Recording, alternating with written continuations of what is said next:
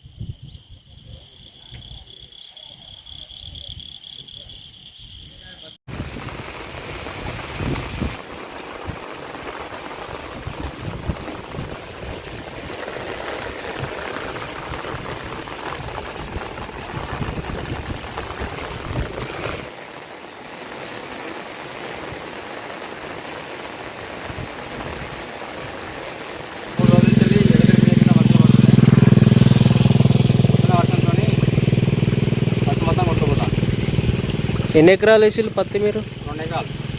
2 ఎకరాలు.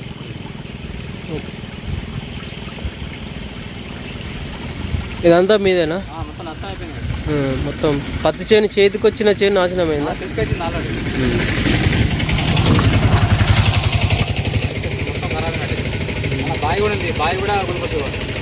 బావి కూడా కూలిపోతుందా?